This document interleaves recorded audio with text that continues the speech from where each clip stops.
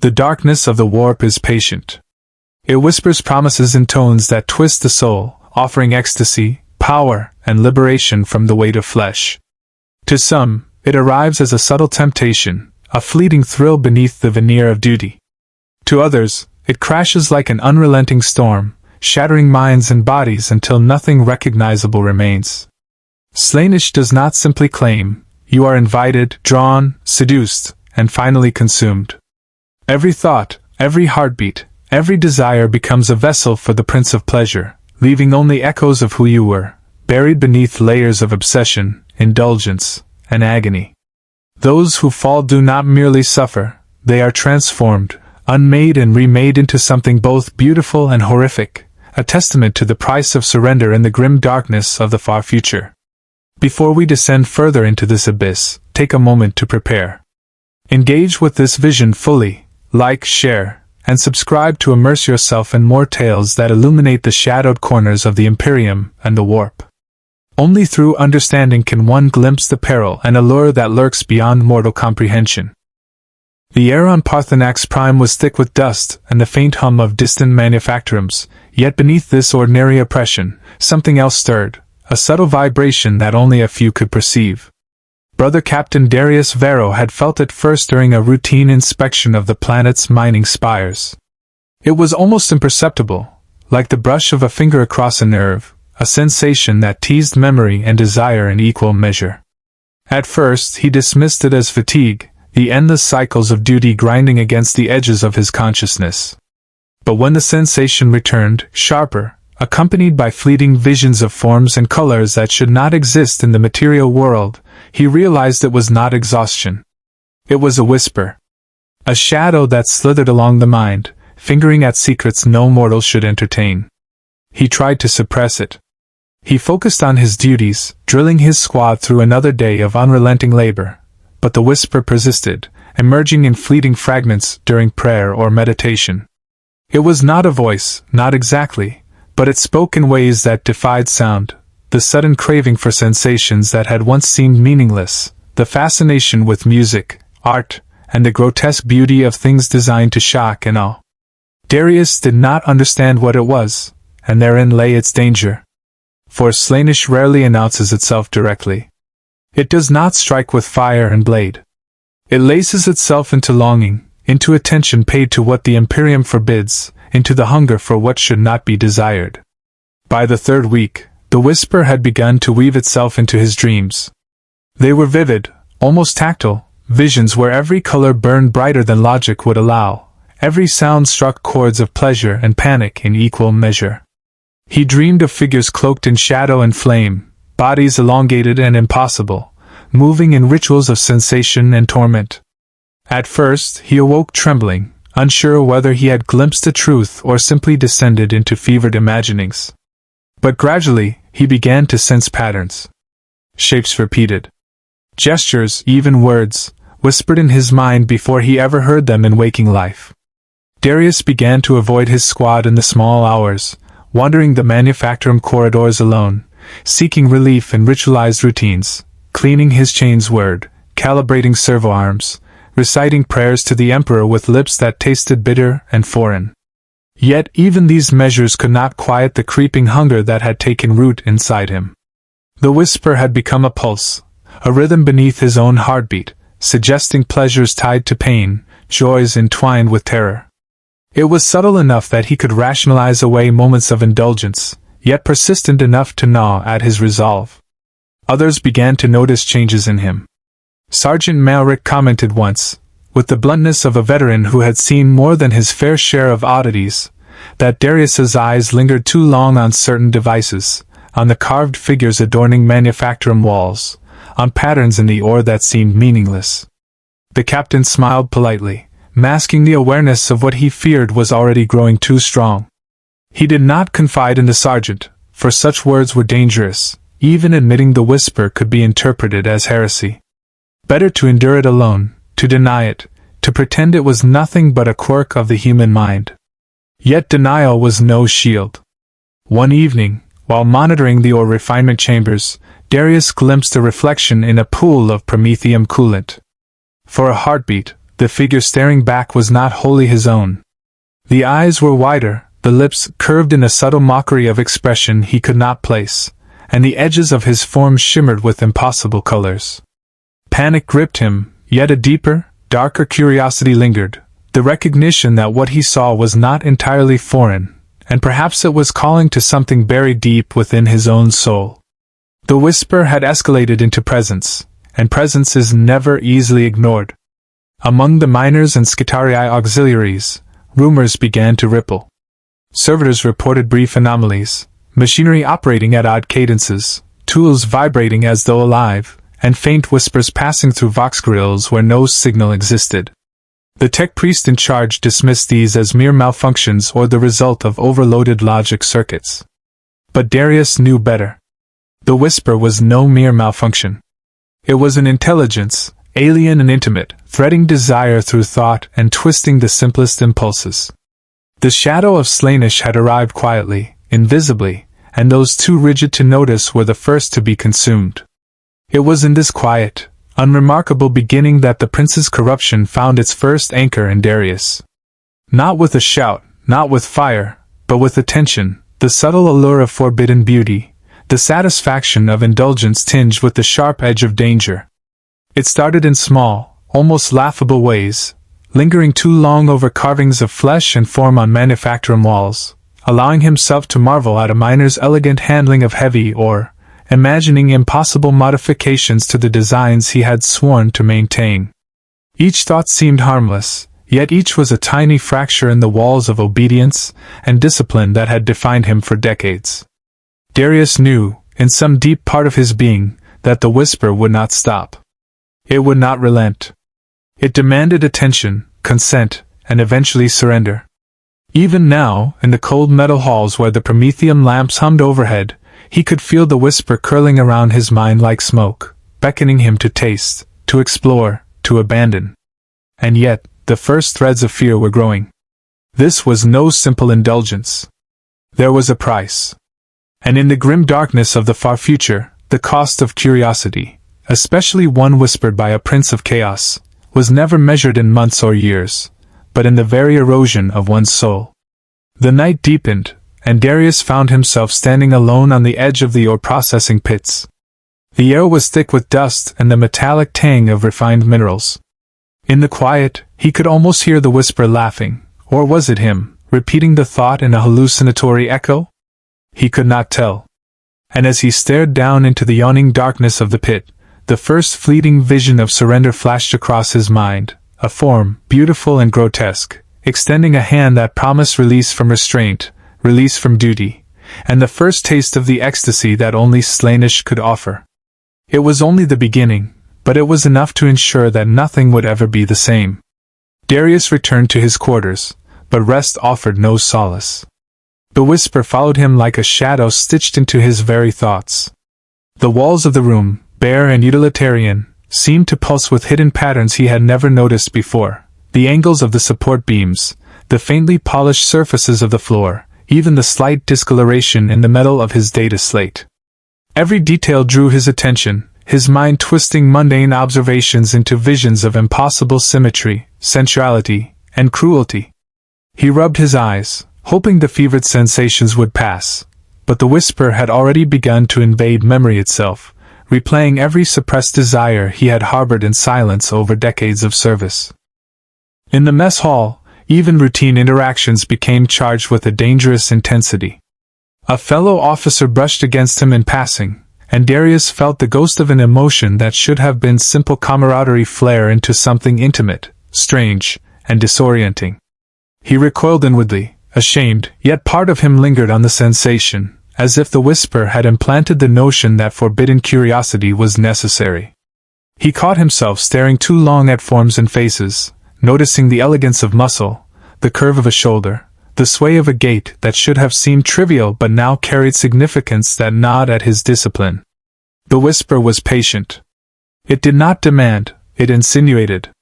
A fleeting thought here, a shadow of a memory there, until Darius could no longer distinguish between what was his own desire and what had been planted by something alien and divine. Dreams no longer came as simple images. They were landscapes of sensation, temples where light and shadow danced in impossible choreography, populated by figures who were either wholly human nor wholly something else. Each dream ended with the same lingering question: will you allow yourself to feel completely? Darius tried to pray. Kneeling before a small relic of the Imperial Aquila, he recited litanies, repeating words learned since childhood, attempting to anchor himself to the Emperor's guidance. But even in prayer, the whisper was there, threading through each syllable, altering the cadence, suggesting that devotion could be expanded, intensified, and bent to serve something more, something richer, darker, and more immediate. A shiver ran down his spine. Faith, which had always been a shield, now felt like fragile glass pressed against a tide of flame. The whisper also manifested in subtler ways, in the small, seemingly accidental encounters that eroded his will. A Skitarii tech priest adjusting his augmetic limbs in the workshop became an object of fascination. The precise movements, the subtle hum of servomotors, the occasional spark of promethium ignition, everything carried a rhythm that Darius felt in his chest. Pleasure and anxiety intertwined in a way he could not articulate. He began to linger longer, ostensibly observing the machinery, yet feeling every beat of the tech priest's motions as if they were communicating directly to the hidden chambers of his own mind. It was during one such moment that the whisper escalated into perception. As he leaned over the calibrating servitors, Darius thought he glimpsed movement in the reflective surfaces of the machinery. For a heartbeat, he believed he saw figures crouching just beyond the edge of reality, forms that were impossibly thin, impossibly long, their motions fluid and sensual in ways that should have been repulsive, yet irresistibly alluring. He recoiled, but the vision persisted in his peripheral senses, never fully disappearing. It was a subtle distortion of reality, almost like the edges of perception fraying under the touch of a presence that existed beyond matter, beyond reason. By the fourth week, Darius's isolation had become pronounced. He avoided communal spaces, preferred long, solitary walks through their chambers, and spent hours in the quiet of the Manufactorum, listening for patterns in the machinery, in the distant echo of mining drills, in the faint resonance of his own heartbeat. He began to keep meticulous records of the whisper, jotting down every sensation, every fleeting hallucination, every ripple of desire and dread. The act of recording was supposed to anchor him, but instead, it became a conduit, a ritual that deepened the bond between his soul and the subtle dominion of Slaanesh. And yet, despite the fear, despite the creeping understanding that his mind and body were no longer entirely his own, there was all. There was fascination. There was the quiet recognition that the whisper offered more than mere temptation. It offered a glimpse into a realm where emotion, sensation, and cognition merged into something transcendent, even if it carried the stain of damnation. The allure was unbearable, intoxicating, and it made each moment of ordinary duty feel hollow in comparison. As night fell over Parthenax Prime, and the Manufactorum spires cast long, skeletal shadows across the dust-choked landscape, Darius stood alone on a catwalk overlooking the ore pits. The air was thick with promethium fumes and the metallic tang of refined metal, a scent that now seemed infused with meaning he could not fully comprehend. The whisper coiled around him like smoke, seductive and patient. It offered promise, it offered ecstasy, it offered ruin. And in the cold silence of the night, Darius felt the first real, unspoken truth of surrender settle over him, that there would be no turning back, not fully, not ever. By the fifth week, the whisper had grown bolder. It no longer lingered at the edges of Darius's perception but moved with him, shaping the very contours of his experience. The Manufactorum itself seemed alive to its influence. Pipes hummed in cadence with his heartbeat, refined or glimmered with impossible hues. Even the mechanical drone of the servitors carried a rhythm that resonated deep within him, a pulse that beckoned, taunted, and teased. Each sensory impression, the heat of the promethium tanks, the grit of dust between his fingers, the faint taste of ozone in the recycled air, became a vector for subtle corruption. Nothing was trivial. Every moment could be exploited. Every act of awareness could be twisted into devotion. Darius's reflection in the polished hull of a transport servitor startled him. For a fleeting instant, the face staring back was not his own. The eyes were wider, the mouth curved in something resembling amusement, and the shadows around the jaw and cheekbones shifted as though alive, curling like smoke. It was not the reflection of flesh alone, but of desire made manifest, a hint of what might come if he allowed the whisper to fully penetrate. Fear struck him hard, but alongside it, a dangerous curiosity ignited. The Prince of Pleasure did not demand immediate surrender. It offered glimpses, temptations, visions that were impossible to resist precisely because they were barely perceptible. Conversations became trials of will. When speaking with fellow officers or Skitarii units, Darius noticed himself lingering on gestures, textures, tones of voice, and the imperceptible sway of motion. Nothing overt, nothing condemnable in theory, yet each observation carried weight, threading him closer to the shadowed web that the whisper wove. He began to question his own judgment.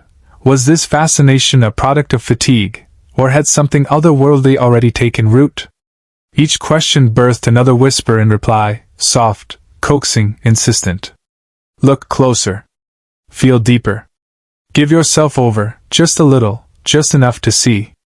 Darius began to find excuses for private indulgences. A small chamber beneath the Manufactorum, rarely used, became his refuge. There, he explored thoughts and impulses that had once been dismissed as irrelevant or unworthy. He traced patterns on walls, lingered over the curve of a support beam, let his attention rest on machinery in ways that defied utility. Each act of attention deepened the entanglement, each small indulgence a foothold for Slaanesh's creeping dominion. Yet, paradoxically, the whispers were not merely dark. They carried beauty in their distortion, a dangerous, mesmerizing allure. He glimpsed forms of impossible symmetry, colors and tones beyond human perception, and sensations that fused pleasure and dread so intimately that neither could exist without the other. For all the fear it evoked, Darius could not deny the awe that accompanied it. Slaanesh's corruption, he realized, was not blunt, it was refined. It was an art form, a seduction that played upon intellect, emotion, and instinct simultaneously. To resist was painful. To indulge was intoxicating. The first tangible sign of the corruption's cost appeared subtly, almost imperceptibly. Darius noted lapses in vigilance, moments of hesitation in routine duties, and fleeting distractions that put himself and others at risk. Yet he could not turn away. Each lapse was followed by a vision, a whispering image of transcendence that both condemned and seduced him. In quiet moments, he imagined the liberation of surrender, the release of restraint, the dissolution of self into sensation. The prince's touch was at once terrifying and exquisite, and Darius knew, with a clarity that chilled him, that what had begun as whispers was now a current strong enough to sweep him entirely away. It was in the darkness of one particular night, standing on the edge of a processing pit as the promethium lamps flickered against the dust-laden air, that Darius understood the magnitude of the choice before him. The whisper had become a presence, patient and inevitable, urging him to consider a path no loyalist would dare, yet offering a beauty so profound that it defied morality and duty alike. He felt his soul tremble, suspended between devotion to the Emperor and a fascination that felt infinite in depth and peril. Each moment of hesitation only strengthened the pull, a tide that promised ecstasy, terror, and the irrevocable transformation of all that he was. And so, standing there, Darius Varro, captain, servant of the Emperor, stalwart of the Imperium, felt the first irreversible fracture in his spirit. The whisper was no longer optional. It had arrived fully in the marrow of his being, in the cadence of his heartbeat, in the shadows that danced at the corners of his vision.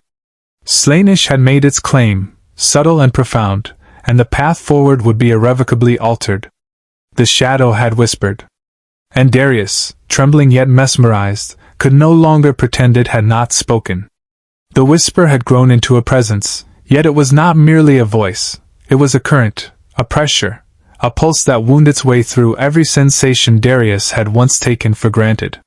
In the cold corridors of the Manufactorum, the subtle vibrations of machinery became more than sound. They were music, each vibration a note, each hum a chord resonating deep within his bones. Even the faint hiss of promethium vents carried suggestion, coaxing his mind toward pleasure and unease simultaneously. The Prince of Pleasure did not simply command. Slaanesh seduced through sensation, through intimacy with the senses, through the promise of reward interwoven with agony. Darius felt his identity stretch, a taut string pulled by invisible hands, every thought fraying into longing and dread. He tried to resist. In private, he recited litanies, invoked the Emperor's name, and disciplined his hands and mind against indulgence. Yet the whispers were insistent. They offered visions so precise, so intoxicating, that restraint became a burden heavier than compliance. One night he dreamed of a figure cloaked in shadows, its form elegant, impossible, moving with a rhythm that bypassed understanding. The dream was both exquisite and terrifying, delight interlaced with sharp, jagged pain. And when he awoke, the memory lingered, pressing against his thoughts with the weight of inevitability. Darius recognized, with a shiver that traveled through every nerve, that the whisper no longer merely enticed, it demanded attention, compliance, recognition of its dominion. Interactions with others became labyrinths of temptation and restraint. Even in the simplest exchanges, the prince's influence whispered possibilities that should not exist. A subordinate passing a datapad across the table, a simple, mechanical motion, flushed Darius with sensation, an inexplicable awareness of muscle, gesture, and presence. He recoiled instinctively, chastising himself for attention mislaid, yet the recognition of pleasure within the restraint lingered, insidious and persistent. The whisper was no longer subtle. It had begun to map the architecture of his desires, highlighting weaknesses, amplifying obsession, and measuring how far he could bend without breaking. Pain and pleasure began to entwine. Darius discovered that even the faintest discomfort, the sting of a minor burn from a promethium leak, could be mirrored by waves of euphoria, subtle but undeniable. The human mind was not designed for such blending, yet the Prince of Pleasure exploited it fully, binding sensation to emotion, emotion to thought, until he could no longer distinguish where one ended and another began. Each sensory spike became a chain, each chain, a step further into the realm of Slaanesh. He felt simultaneously alive and unmade, every act of sensation a negotiation between fear, awe, and desire. Amidst this growing turmoil, Darius's duties suffered. Orders delayed, minor errors overlooked, and hesitation became a pattern that had never existed before. He chastised himself, attributing every lapse to fatigue, to the monotony of the Manufactorum, to the unremarkable weight of responsibility. Yet he knew, deep down, that something far more insidious had taken root. The whisper was no longer optional commentary, it had become a director, guiding perception and shaping impulses. Each thought, each glance, each touch of a fingertip against metal or cloth carried resonance that the Prince of Pleasure could manipulate. Even in isolation, the chains tightened. Darius began to experiment with sensations, seeking to trace the patterns suggested by the whispers, to explore limits and thresholds that should have remained untouched. He adjusted the airflow of vents to create faint variations in temperature across his skin. He lingered in shadows, letting the contrast of heat and cold, light and darkness, map across his consciousness. He allowed brief glimpses of forbidden curiosities, anatomical diagrams, artistic renderings of form and distortion, imagined with intensity that bordered on worship. Each act brought a small, exquisite thrill, a trace of pain, and a creeping sense of guilt that was itself pleasurable. The cycle became obsessive, irresistible, and necessary. Through it all, Darius noticed the subtle ways the whisper had begun to alter perception of others. Companions appeared to him as vectors of sensation. Their movements, tones, and presence were amplified into an almost unbearable richness. A gesture that had been insignificant now carried meaning. A glance lingered longer than it should, saturating his thoughts with possibility and dread. He struggled against these impulses, attempting to ground himself in duty, but each resistance was measured, weighed, and noted by the presence in his mind. Slaanesh did not need to touch the flesh to dominate the spirit. The chains were forged entirely within the mind, yet they bound as tightly as any iron cuff. By the end of the cycle, Darius felt caught between two realms, the tangible, ordered world of Manufactorums, and duty, and the subtle, electric, intoxicating landscape the whisper had built inside him. Pain was pleasure. Fear was fascination. Obedience was temptation. Every breath, every heartbeat, every pulse of light and shadow across his vision reinforced the chains, coiling tighter with each passing day. Surrender was optional, but at a cost so exquisite that denial itself became unbearable. The days bled together. Darius no longer marked time by the manufacturum shifts or the grinding of ore conveyors, but by the ebb and flow of the whispers, the subtle pulses that suggested themselves between sensation and thought. Even routine maintenance became ritualized, each motion calibrated not for efficiency but for perception, for the delicate interplay of touch, sound, and shadow that the Prince of Pleasure wove into his consciousness. Every surface, every angle, every vibration was a potential instrument in the symphony of corruption. He began to record these impressions on scraps of data slate, ostensibly for observation, yet each entry felt more like devotion than study, each word a chain that anchored him more securely to the whisper. And yet, the chains carry torment as much as pleasure. With every surge of illicit delight came a mirrored spike of agony, subtle but undeniable. Pain was no longer discreet, it became part of the ecstasy, interwoven and inseparable. A moment of enjoyment, the smooth glide of a servoarm, the hum of a calibrated motor, could transform into sharp tension in his muscles, a pulse of unease in his chest, or a flicker of nausea that left him gasping. The whisper taught him to navigate this duality, to embrace both extremes, to find a rhythm in the oscillation between pleasure and suffering.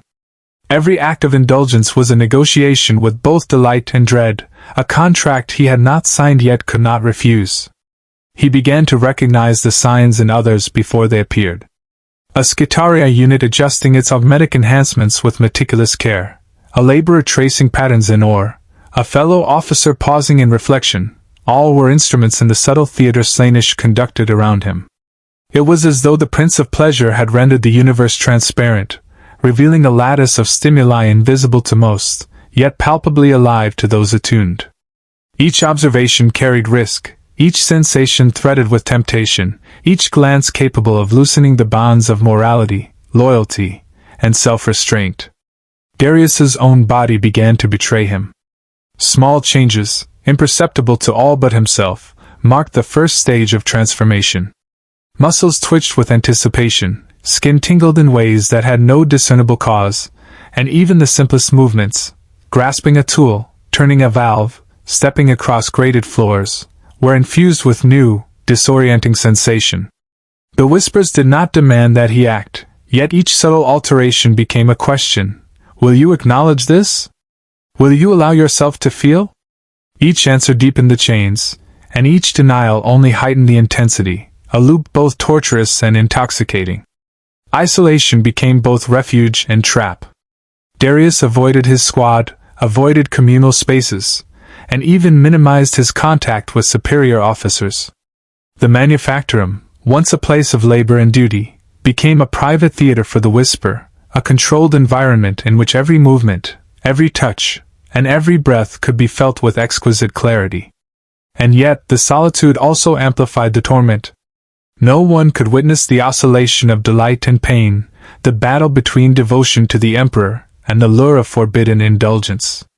Each secret sensation gnawed at him, creating fractures in discipline, in loyalty, and in the fragile selfhood he had once relied upon as armor. It was during one prolonged vigil in the lower processing pits that Darius first acknowledged the full spectrum of Slaanesh's design. Promethium fumes clung to him, the metallic taste in his mouth sharpened by thirst, while the rhythmic clanging of machinery resonated like distant drums across the expanse of the pit.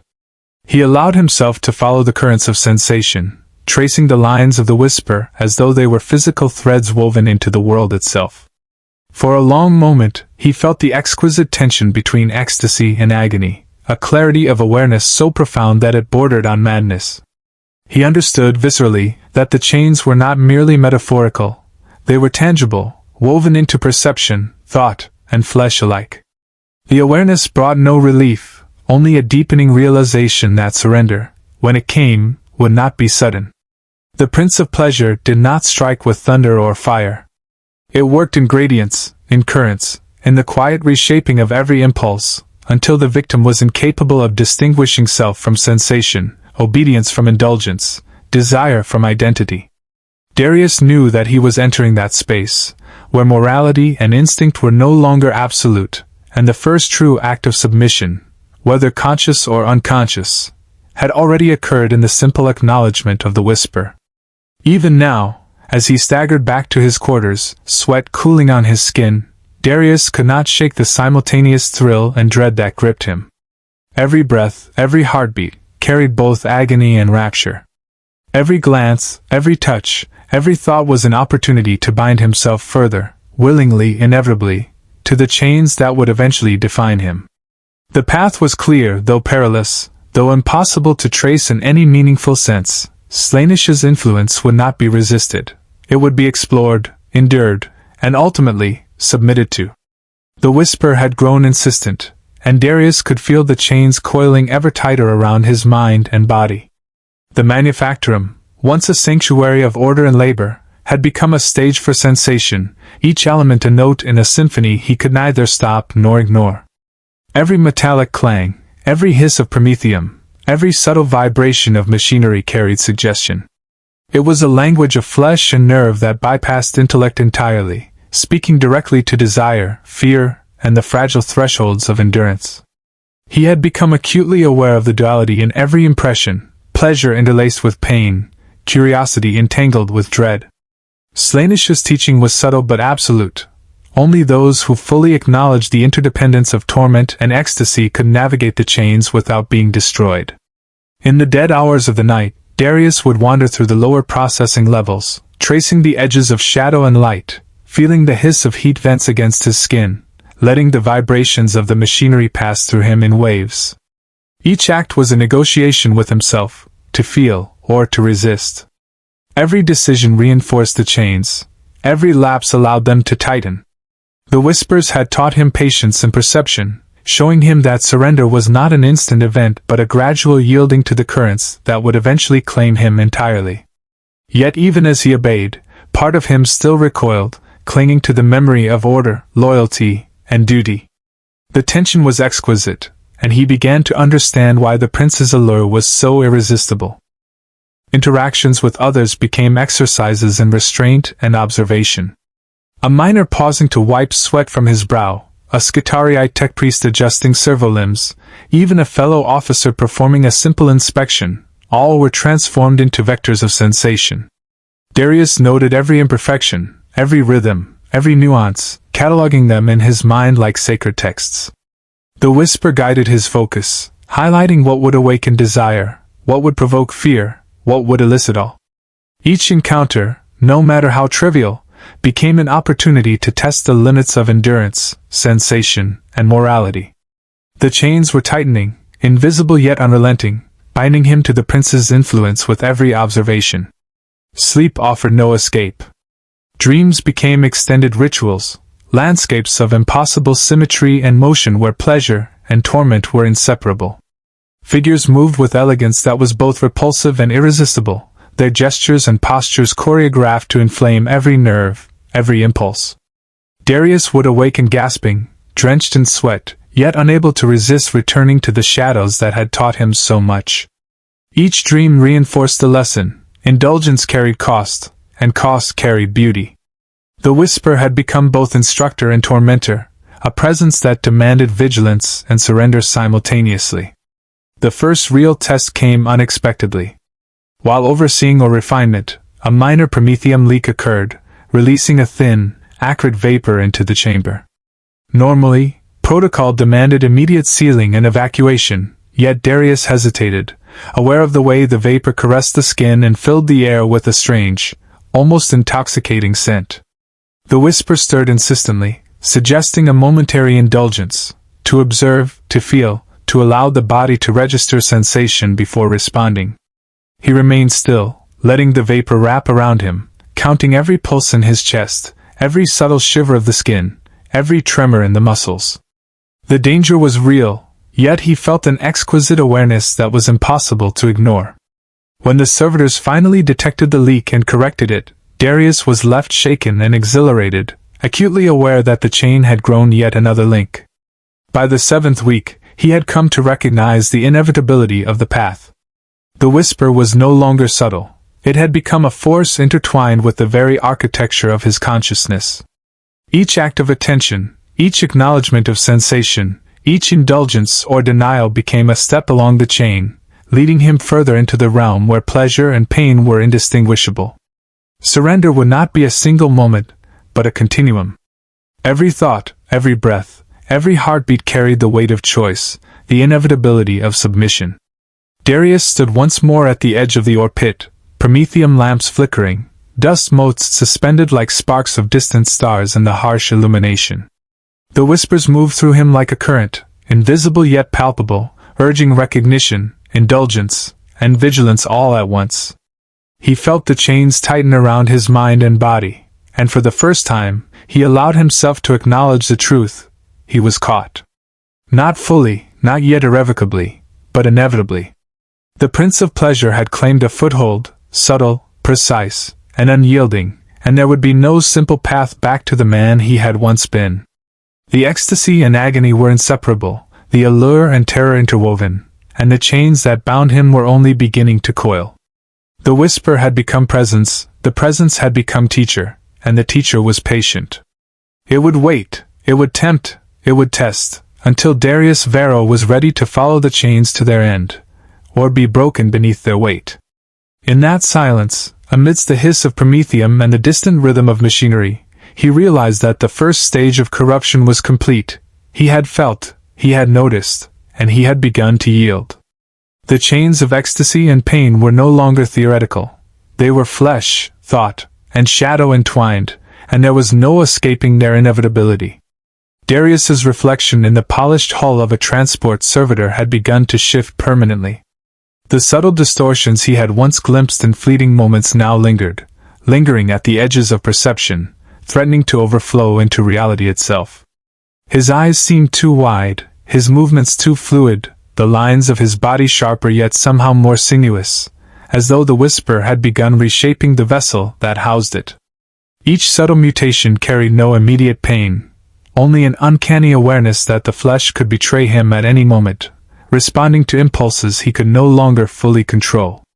The Manufactorum's harsh lights revealed textures in his skin and posture that had never existed before, and in the darkness of the lower levels, shadows clung to him differently, echoing his altered form. The mind, too, was changing. Every memory, every instinct, every impulse had become a potential instrument for Slaanesh's manipulation. The whispers no longer suggested, they directed, rearranging thought, amplifying desire, distorting perception. Darius noticed lapses in his cognition, moments where he could not recall whether a memory belonged to him or had been implanted by the whisper, flashes of clarity that were immediately clouded by impossible visions of pleasure and pain intertwined. Sleep offered no sanctuary. Dreams became full theaters of experience, and he awoke carrying sensations in his muscles and nerves as if the acts themselves had occurred in reality. The body and mind were dissolving together, forming a new entity partially human, partially echo of something otherworldly. Pain became language. The thrum of promethium in the ore pits, the vibrations of the machinery, even the light scratching of dust across metal all began to resonate within him with specific meaning. Sharp edges of metal against skin, a minor slip of a tool, the sting of heat or cold, all were now signals, cues, and instructions. Each sensation carried moral and existential weight, a test, a lesson, a door open to ecstasy or torment. Darius learned to anticipate the chains, to follow their guidance, to endure their sting as a means of understanding the whisper's designs. What once would have been trivial or dangerous now held significance far beyond comprehension, and every act of endurance or indulgence wove him more tightly into the prince's domain. Interactions with others became increasingly dangerous, not physically but psychologically. Simple exchanges were laden with hidden meaning. A glance from a Skitariite tech priest could ignite a cascade of sensation. The movement of a miner's hands could provoke reveries that blurred the lines of morality and obedience. He began to test himself, seeking out these impulses, measuring his own reaction, cataloging the pleasure, the pain, the gnawing tension of restraint. Each experiment drew him closer to the edge, and with every step, the whisper reinforced the lesson that flesh and mind were malleable, that the boundaries of self were only as fixed as he allowed. The first overt changes to his body came subtly, almost unnoticeable at first. Muscles tensed differently, reflexes sharpened and warped in unpredictable ways, and his skin seemed to respond to light and touch in ways that suggested a new sensitivity. Darius recoiled at these changes, yet a part of him thrilled to the awareness, recognizing them as early gifts of Slaanesh's touch. The whisper encouraged observation, immersion, and indulgence, teaching him that every sensation, even the unwelcome, could be transformed into understanding, or obsession. Every shiver, every heartbeat, every tremor became a lesson, a signal, a chain link in the growing web that bound him. It was during a solitary inspection of the promethium vats that Darius first experienced the unambiguous fusion of ecstasy and agony in the flesh. A spill from a cracked conduit seared his forearm, the pain immediate, sharp, and undeniable. Yet as he recoiled, the whisper stirred within him, coaxing the pain into perception, illuminating every nerve ending, highlighting every pulse, every tremor, every bead of sweat along his skin. Pleasure surged in tandem with torment, not a casual feeling, but a comprehensive, consuming awareness that his own body had become both instrument and lesson, vessel and student. The duality was exquisite and disorienting, leaving him both terrified and enraptured, teetering on the cusp of surrender. By now, even the Manufactorum itself seemed complicit. Shadows elongated in impossible patterns, reflections shimmered with impossible hues, and every corner of light and dark carried a subtle invitation or threat. The world itself had begun to mirror the fracture within him, amplifying the sensations, feeding the whisper's design. Darius realized that the corruption was no longer internal only.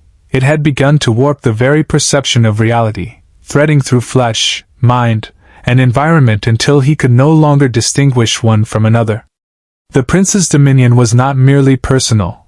It was ambient, omnipresent, subtle, and irresistible. Darius awoke one cycle later to find his uniform clinging damply to his skin, the scent of metal and sweat thick in the air. The promethium lamps burned low, their light stuttering across the walls of his quarters in rhythmic patterns that felt almost deliberate. Each flicker corresponded to the cadence of his breathing, each shadow pulsed in time with his heartbeat, as though the world had adjusted itself to mirror the rhythm of his corruption. He sat upright, and the movement itself was a revelation. Every fiber of muscle sang with sensation, every motion resonated with the lingering echoes of the previous night's visions. The whisper had grown quiet, not silent but satisfied, as though it had completed some invisible lesson and now waited for him to act upon what he had learned. He rose, moving through the corridor outside. The Manufactorum's silence was deceptive. Behind the metal bulkheads, thousands of servitors and workers toiled, their movements forming a symphony of repetition and purpose. Yet tonight the mechanical sounds were not monotonous. They were alive, intimate, laden with rhythm and suggestion. The scraping of gears, the hiss of vents, the groaning of distant pistons, all blended into a music that seemed composed for him alone. The world no longer functioned, it performed.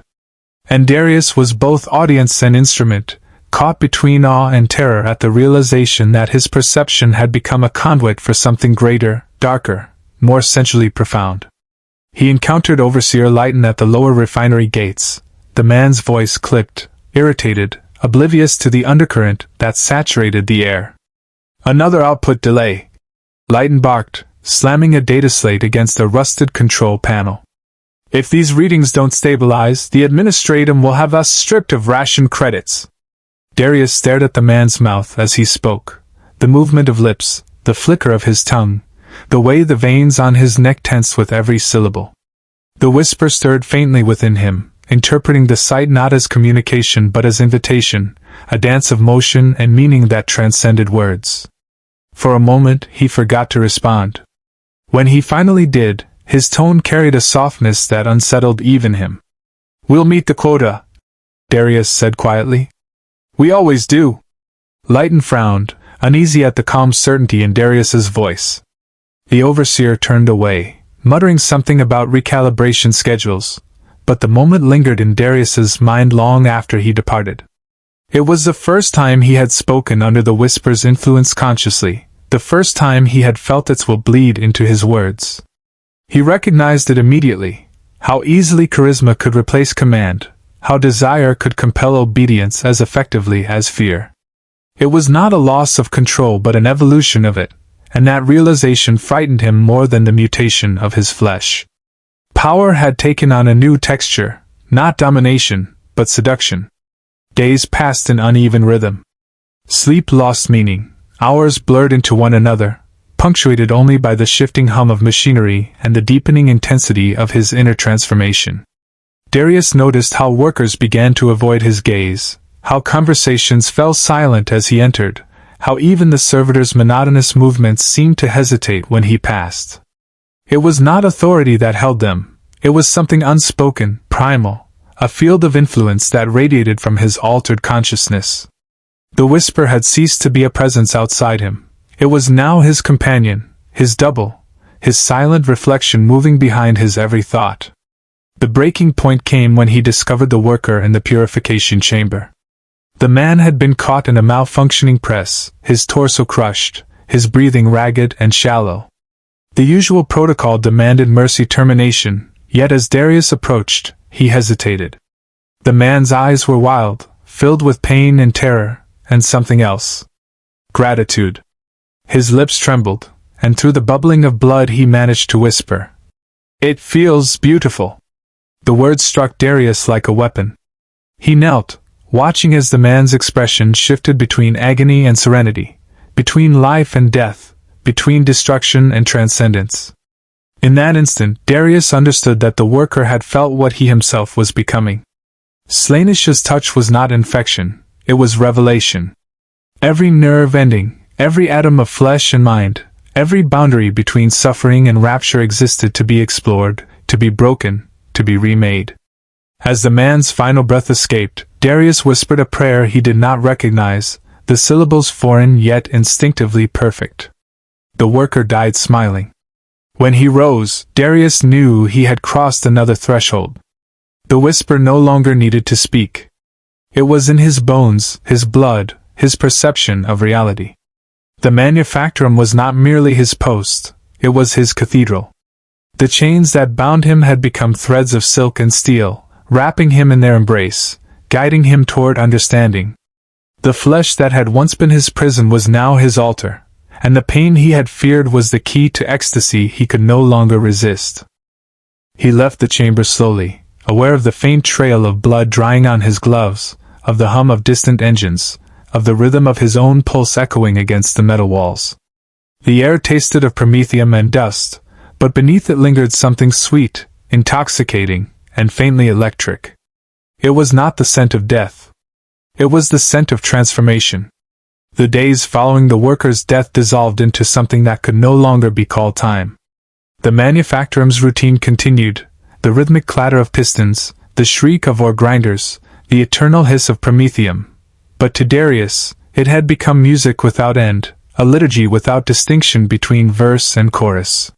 He could no longer tell when shifts began or ended, only that every sound, every vibration, carried meaning. The world had synchronized itself to the tempo of his heartbeat, and within that rhythm lay revelation. The whispers had changed again. They were no longer voices within his mind but harmonics in the air, carried by machinery, echoed by the faint hum of data slates and vox units. They spoke through the tremors in the walls, through the metallic scent of heated ore, through the gasps of exhausted laborers collapsing from overwork. It was no longer possible to identify where they ended and his own thoughts began. They had intertwined into a single consciousness, and that unity felt almost divine. Darius began to see what others could not. Patterns in movement, invisible geometries in the way light struck the metal surfaces, fractal repetitions in the whirls of smoke rising from promethium vents. Every visual echoed something deeper, some structure of sensation and thought that pulsed beneath reality like a hidden architecture. He realized that Slaanesh's realm was not separate from the material universe. It bled through the edges of perception, revealing itself to those whose senses had been refined by suffering and ecstasy alike. Each glimpse left him trembling, unable to speak, yet hungering for more. In those days, he became both prophet and experimenter. He tested the limits of his altered state, courting danger and revelation in equal measure. He would place his hands upon overheated conduits to feel the electric pulse burn beneath his skin, timing his withdrawal to the edge of irreversible damage. He would stand beneath the coolant vents, letting the icy spray strike his face until pain became clarity, until sensation transcended judgment. There was no longer too much, or not enough. There was only balance, a point of equilibrium between agony and rapture, where thought dissolved and only being remained. That point, he believed, was where the prince resided. Rumors began to spread among the laborers. They whispered of the overseer who could command machines with his voice alone, who never slept, who could make the servitors hesitate mid-motion as if awaiting his blessing. Some feared him, others worshipped him. None understood him. The whisper encouraged this confusion, urging Darius to let the myths grow. Power born of fear was crude, but power born of desire, of fascination, of awe, was divine. It was not enough for him to obey Slaanesh. He must reflect Slaanesh, embody the paradox that ruled all pleasure and all torment. Yet the body, despite its awakening, was not infinite. The first real failure came one evening when he pushed too far. The vibrations in the lower promethium ducts had always been his source of meditation. The thrum of power conduits aligned perfectly with the rhythm of his altered pulse. But this time, as he pressed his hand to the glowing surface, the flesh blistered instantly, smoke rising in thin white trails. The pain was exquisite, a spike of awareness that eclipsed thought, but the aftermath was not transcendence. It was weakness. The wound refused to close, weeping thin iridescent fluid that shimmered faintly in the dim light. He wrapped it hastily, but the whisper offered no comfort. For the first time, it remained silent. He stumbled through the corridors, the silence inside him louder than any scream. Doubt crept in, not as emotion, but as emptiness. The absence of the whisper was unbearable, stripping every sensation of meaning. Without it, the music of the Manufactorum was only noise. Without it, the flesh was only decay. He fell to his knees in the shadow of the ore pit, clutching his wounded arm, gasping as memories of his former self returned in fragmented clarity. His oath to the Mechanicus, his service to the Imperium, his family whose faces he could no longer recall. For a single, fleeting instant, he understood what he had lost. Then, from the depths of the silence, a new sound emerged. Not the whisper, something deeper, slower, resonant. A heartbeat, vast and distant, echoing through the metal bones of the Manufactorum. It vibrated through the floor, through his wounded arm, through his teeth and eyes and soul. It was not his own pulse. It was something far greater, ancient and seductive, calling him by name in the rhythm of existence itself. He pressed his bleeding hand to the cold metal and felt the world breathe in response. The silence broke. The whisper returned, not as guidance but as laughter. It praised his endurance, mocked his doubt, and welcomed him into a deeper stage of understanding. Pain was no longer trial. It was initiation. The wound would never heal, because it had become the seal of his covenant. Through suffering, he had been recognized. Through pain, he had been named. Darius rose slowly, eyes wide, breathing steady. The faint shimmer of his blood caught the light, reflecting impossible colors that should not exist within the spectrum of the material world. He understood then that he was no longer entirely human. His senses had been flayed open, his flesh rewritten, his mind permanently entwined with the prince's music. He was not merely a servant. He was a vessel, a conduit through which ecstasy and agony alike would flow. And in that understanding, he felt peace. For the first time since the whispers began, the chains no longer bound him. They adorned him. They were not instruments of control but of beauty, singing softly in the rhythm of his corrupted heart. The Manufactorum had fallen silent. It was not the silence of rest or abandonment, but a pause pregnant with reverence, as though the vast machines themselves had drawn breath in anticipation of something unseen. Darius stood at the center of the ore pit, the air thick with promethium fumes and dust, yet he no longer coughed or blinked against the sting. The very particles of the air seemed to part for him now, recognizing something sacred, or profane, within his presence. His wound still glistened faintly beneath its bandage, the iridescent seepage drying into a sheen that shimmered with impossible color when struck by light. It pulsed faintly, as though it breathed, in rhythm with the heartbeat that now resonated beneath the surface of the world. He understood now that the whisper had never been confined to him alone. It had been the voice of something vast, something woven into the fabric of existence. Every echo, every vibration, every harmonic that resounded through the Manufactorum was part of that cosmic hymn. It was the song, the true manifestation of Slaanesh's domain, and he had become its instrument. The boundary between self and world had dissolved. When he inhaled, the Manufactorum exhaled. When he blinked, the lamps dimmed. When he moved, the shadows followed. He had become a note within the grand symphony of the prince's creation, resonating in perfect dissonance with everything mortal and divine. At first, he thought the other workers were merely fearful, their silence a natural reaction to what he had become. But as he walked among them, Darius realized something else. They were hearing it too. The song. It trembled faintly at the edges of perception, a vibration in the air, a hum beneath the machinery, a rhythm that could not be ignored once it was felt. He saw it in their eyes, the confusion, the fascination, the growing awareness that the world was not as it had been. One worker clutched her chest, whispering prayers to the Omnicia, but her voice quavered, unable to resist matching the cadence of the hidden rhythm. Another hummed under his breath without realizing it, his tone precisely echoing the pitch of the unseen music. The Manufactorum was becoming a choir. By the third cycle, the changes were unmistakable. Machinery began to move out of sync with programmed rhythm, adjusting its motion as though responding to an unseen conductor. Servo arms paused mid-motion, pistons hesitated, and conveyor lines jerked forward in perfect unison with the heartbeat that pulsed beneath the metal floors. Even the Skitarii patrols noticed the anomaly. Their filtered voices crackled across the Vox, requesting recalibration of the central aspects, but the readings returned clean. There was no malfunction. There was only harmony. Darius observed all of it with growing awe. He no longer needed to speak. The air around him carried intent, and the very act of perception bent reality to his will. When he passed through a chamber, lights dimmed and brightened in time with his steps.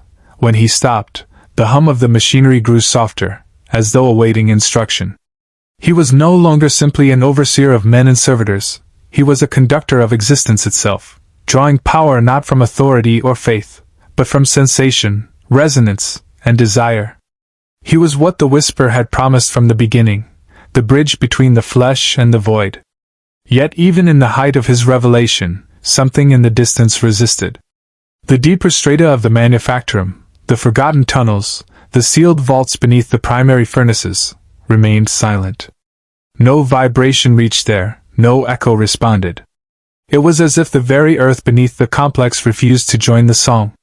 The whisper acknowledged this absence with amusement, calling it dissonance. The song of the flesh and the void was incomplete until every frequency of creation, every nerve and atom, every mind and machine joined in perfect union. That would be his purpose now, to bring the silent depths into the choir. He descended alone, past the levels where the heat shimmered like liquid glass and the air reeked of oil and rust. The further he went, the quieter the world became, as though sound itself were being absorbed by the black walls. Even his own heartbeat seemed to fade, replaced by a dull, steady pulse that was not his. The whisper had grown hushed, reverent. He could feel it bowing before something ancient and still, something that had resisted Slaanesh's melody since the birth of the world. He reached the final chamber, its walls carved from black basalt, its machinery ancient beyond reckoning. A single, immense engine loomed at the center, dormant yet alive in the sense that a heart remains ready to beat. Darius approached it slowly, his breath visible in the cold air, his hand trembling as he reached out to touch the surface. The metal was smooth and warm, pulsing faintly with an inner rhythm that opposed the song's harmony. It was not machine spirit. It was something older. Something pure. For the first time in what felt like eternity, Darius hesitated. The whisper urged caution. The prince's music demanded assimilation, not destruction. But the pulse within that engine was silent defiance, and even as he stood before it, he felt the tension between the two forces building, pleasure against stillness, chaos against order, music against silence. It was not merely a physical conflict. It was metaphysical, existential. Darius closed his eyes and listened. The song roared within him, vast and infinite, while the silence before him pressed back, cold and unyielding. The two forces collided in his perception, shaping the air into patterns too intricate for language. His flesh shivered with alternating waves of heat and frost, his mind splitting between ecstasy and terror. And within that clash, something whispered, not Slaanesh, not the void, but himself. He realized that he had become both melody and listener, both corruption and resistance. The boundaries between the mortal and divine, the sacred and profane, had collapsed entirely. The song awaited his decision. For an endless moment, the chamber held its breath. Darius stood motionless before the engine, his hand hovering inches from its pulsing surface. The world above, the singing workers, the trembling machinery, the whisper that had guided him, seemed impossibly distant, like a half-remembered dream. Here, there was only stillness. And within that stillness, a voice rose, not a whisper, not the seductive tone that had drawn him toward transcendence, but something deep, steady, and without ornamentation. "You do not belong to it," the voice said. "You chose to listen." The words were not spoken aloud. They resonated within him, like the echo of a thought that had waited millennia to be heard. The engine's faint luminescence pulsed once, synchronized not with the song of Slaanesh but with Darius's own heartbeat. He recoiled slightly, the alien calm of that presence cutting through his newfound ecstasy like a blade. "Who are you?" he breathed. "Silence," the voice replied. "Before the first scream, before the first chord of pleasure or pain, there was only me. I am what the warp cannot sing. I am what the flesh cannot twist." Darius felt the song within him tremble, its once flawless harmony fraying at the edges. The whisper, the prince's voice, hissed in anger, a thousand notes clashing in discord. "Do not listen. It would unmake you." But curiosity, that most human of heresies, held him fast. "If you are silence," Darius murmured, "then why do you speak?" The engine's surface rippled, and for a heartbeat he thought he saw shapes moving within it, faces, perhaps, or reflections of a reality untouched by desire. "Because you are between worlds now," the voice said. "And between worlds, even silence must take form." The air around him thickened. The whisper grew louder, desperate, filling his mind with visions of infinite sensation, bodies melting into light, sound becoming touch, existence folding in on itself in divine intoxication. But through it all, the voice of the engine remained calm, patient, inexorable. "The song consumes. The song devours meaning and leaves only hunger. It is the breath of the warp, the echo of unmaking. You have seen what it offers, but do you know what it takes?" He did. Somewhere deep within, beneath the layers of bliss and madness, he remembered. The workers' eyes glazed with rapture, their bodies trembling in tune with invisible rhythms. The machinery warping itself to the will of the unseen melody. The manufactorum changing, not into beauty, but into something formless, obscene, alive. They were becoming instruments. Tools for the song. And he was their conductor. His voice was little more than a whisper. "If not the song, then what remains?" "Choice." The word struck him harder than any command from the prince ever had. Choice. It was the one thing the song did not permit, the one concept antithetical to its perfection. The whisper grew venomous now, hissing through his veins, searing his nerves with electric agony. "You are mine, Darius. You are the vessel. The bridge. The song must reach the depths. There is no silence without sound." He staggered backward, torn between the two forces warring inside him. The chamber pulsed with opposing energies, pleasure and stillness, vibration and void. His skin shimmered with iridescent light, veins of color tracing along his body like cracks in glass. Every nerve screamed. Every heartbeat struck against the rhythm of the universe itself. He fell to his knees. And then he sang. It was not a song of devotion, nor of rebellion. It was something else entirely, an utterance born of paradox. The sound was raw, imperfect, yet filled with intention. The very act of choosing to sing, despite the agony, shattered the harmony of both powers. The song faltered. The silence quaked. The chamber exploded with light. When it cleared, Darius was gone. He awoke hours, or centuries, later in darkness. The air was cold, and the hum of the Manufactorum was distant, muted. His flesh no longer shimmered. The wound on his side had closed, leaving only a faint mark like a scar etched by light. The whisper was silent. And yet, in that absence, he felt something new, a fragile, trembling awareness of self. The song no longer defined him. Neither did the void. He existed in the space between, a solitary, imperfect note in a universe of competing symphonies. He stood, swaying slightly, and made his way back toward the surface. The ascent was slow, each level of the Manufactorum revealing a different kind of ruin. The once living machinery had gone still, frozen mid-motion. The workers lay scattered across the floors, breathing shallowly, their faces serene as though asleep. The air was heavy with the scent of ozone and sanctified oil. Something had ended here. Something else had begun. At the heart of the Manufactorum, where once the song had radiated through every surface, there was now only quiet. Darius felt it as both loss and liberation. The silence was not empty, it was listening. He turned toward the vast horizon of the hive city beyond, its towers glowing faintly through the smog. Somewhere out there, the universe continued its endless chorus of war, desire, and decay. Somewhere, the song of Slaanesh still played. But not here. Not in him. For the first time, Darius smiled, not in ecstasy, but in peace. The mark on his side pulsed once, faintly, like the closing of a wound in reality itself. "I hear you," he whispered to the silence. "And I choose to listen." The silence did not remain. It never could. In the grim darkness of the far future, stillness is a wound, and the galaxy is always eager to fill it. Weeks passed before the Adeptus Mechanicus dared return to Manufactorum Threx-17. The first explorator teams entered cautiously, guarded by Scutarii phalanxes and chanting tech priests whose every word was an invocation against the warp. Their Auspex scanners found no trace of demonic residue, no warp breach, no visible corruption, only an inexplicable hum in the air, too faint to register yet impossible to ignore. The place remembered sound.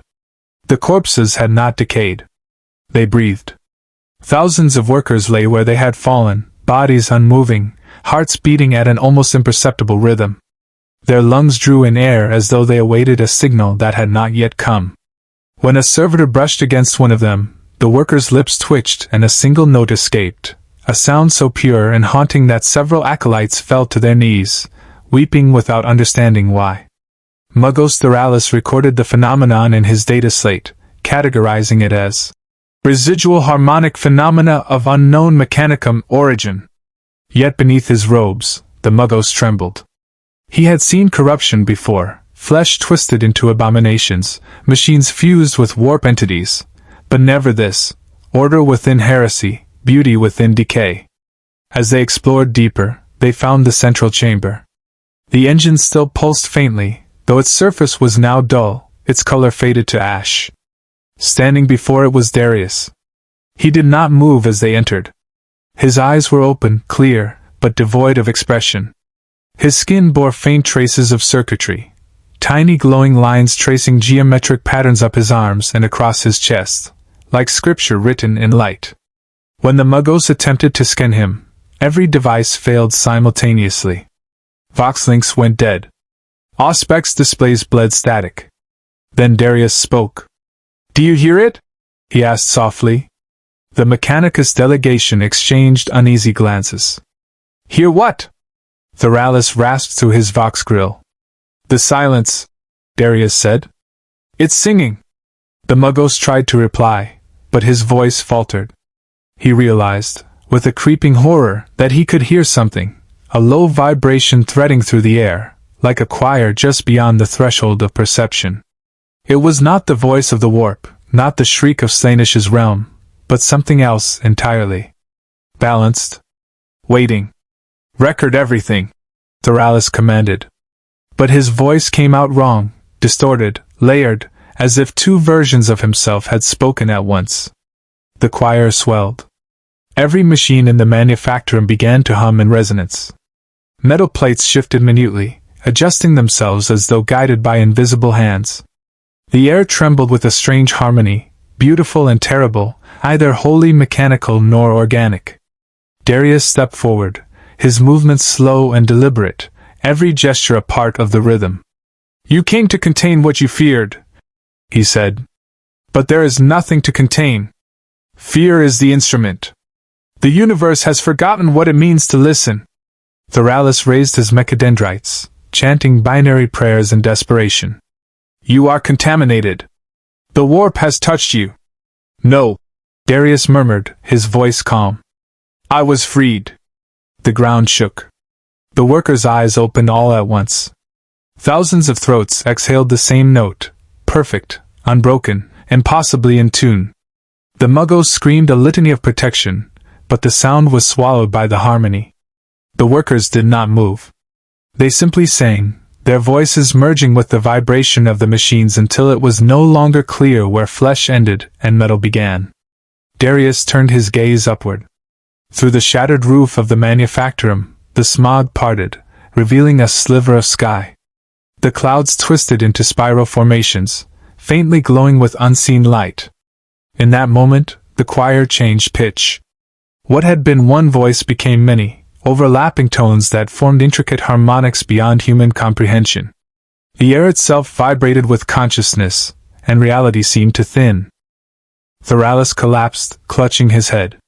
Through the flood of data surging into his neural implants, he saw images that should not exist, worlds without pain, machine spirits that dreamed, the warp burning away like mist in sunlight.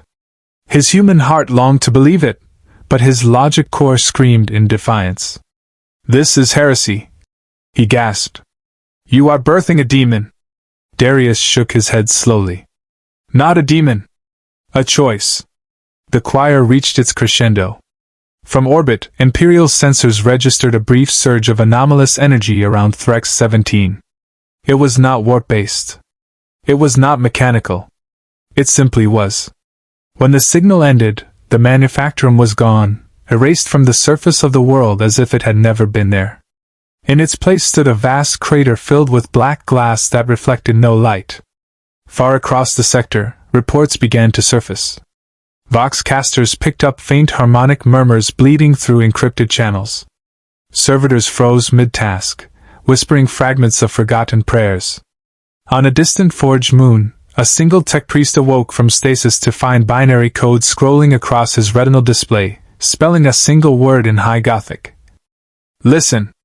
Within the warp, something shifted. The Prince of Pleasure stirred, its laughter echoing faintly across the immaterium.